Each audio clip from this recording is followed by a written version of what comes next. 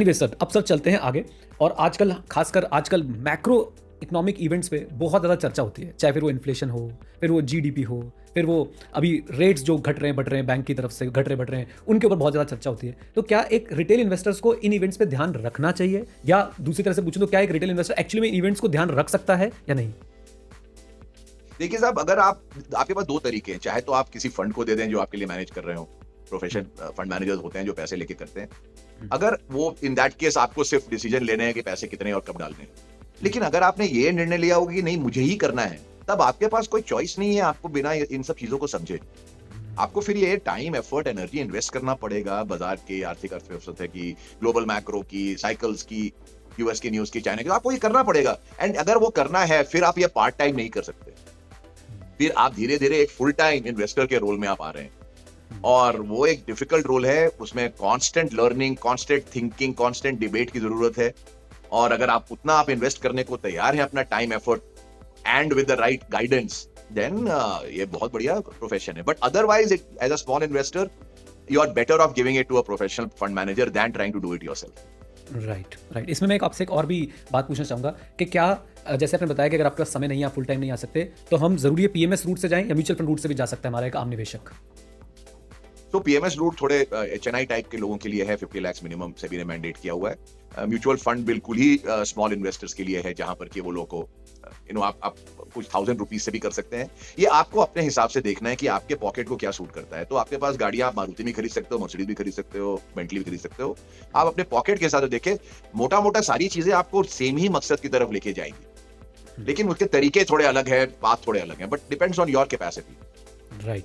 अच्छा, अब हमें सुनने को मिल रहा है कि जो है इस समय थोड़ा सा इन्फ्लेशन का प्रेशर रहेगा, सारी चीज़ें रहेंगी, लेकिन ऐसा कहा जाता है कि अगर आपके अंडरलाइंग बिजनेसेस अच्छे हैं तो आपको मैक्रो इवेंट्स पे बहुत ज़्यादा जो है वो डिपेंडेंट होने की जरूरत नहीं है, बहुत ज़्यादा उनकी नॉलेज की भी आपको जरूरत नहीं है। तो ऐसे इवेंट्स के चलते हम कौन अच्छे बिजनेसेस को कैसे ढूंढें? मतलब अगर आज मैं इन्वेस्ट करना चाहता हूँ, मैं चाहता हूँ कि मैं कुछ स्टॉक्स को पिक करूँ, तो बेसिकली मैं कुछ बिजनेसेस को पिक करूँ, तो मैं क्या करेक्टरिस्टिक देखूँ उस बिजनेस के अंदर कि ये बिजनेस में 4 बातें होंगी तो मैं इसको सिलेक्ट कर लूँगा अपनी इन्वेस्टिंग के लिए?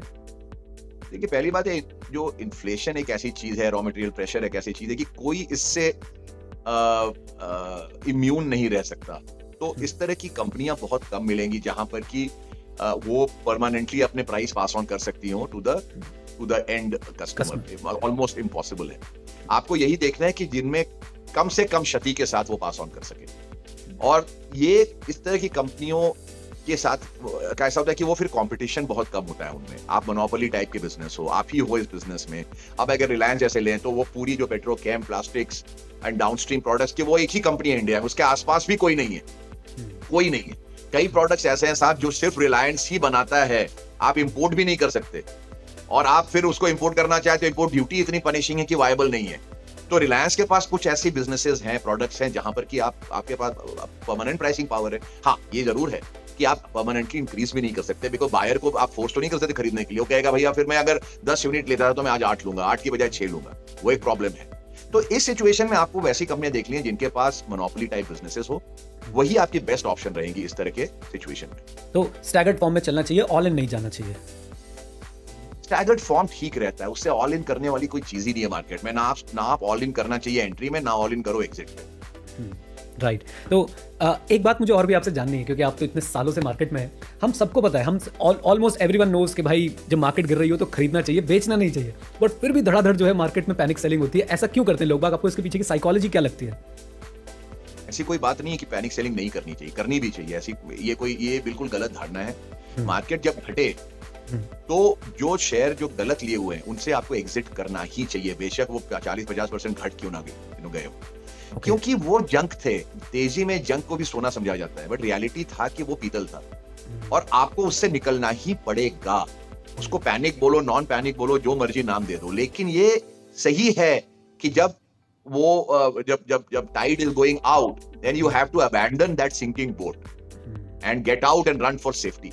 पहली बात आप याद रखें, इसमें कोई गलत चीज नहीं है कि मैंने शेयर बेच दी है। खास करके जो पुअर क्वालिटी, अपने सबके पोर्टफोलियो में पुअर क्वालिटी, तेजी का मतलब ये पुअर क्वालिटी शेयर आ जाते हैं साहब। एग्जैक्टली राइट, बिकॉज वही ज्यादा चलते हैं। उनको मंदी में एग्जिट करना चाहिए। साथ में उस पैसे को आपको उस टाइम के जो बेस्ट पर्टिकुलर स्टॉक्स हैं उसमें रोटेट करना चाहिए, बिकॉज जिनमें आपने सबसे ज्यादा खोया है पैसा, उसी में वापस पैसे आपके नहीं बनेंगे। राइट। ये याद रखिएगा। वो सिंकिंग बोट सिंकिंग बोट वापस अच्छा नहीं हो जाएगा, आपको नए बोट में ही जाना पड़ेगा। वो बोट सिंक कर चुका है, आप माने या ना माने, उस वहां से निकलो, अच्छे बोट में घुस जाओ। राइट राइट, मतलब ये काफी कॉन्ट्राडिक्टरी मुझे लगा, बट मुझे बहुत बहुत लॉजिकल भी लगा। जैसे कई लोग बोलते हैं जब मार्केट अपने अप पे हो तो अपने जंक स्टॉक्स को आप निकालोगे, उनका कुछ प्राइस मिल जाएगा, बट आपने बताया कि मार्केट एकदम डाउन पे जा रही है तो भी आप जंक स्टॉक्स निकाल दो बिना डरे, क्योंकि वो जंक है, उसे निकाल के वहां से पैसा निकाल के कहीं और लगा दीजिए। राइट, तेजी में जंक स्टॉक लेने चाहिए, मंदी में जंक स्टॉक बेचने चाहिए। ओके ओके, क्या बात है।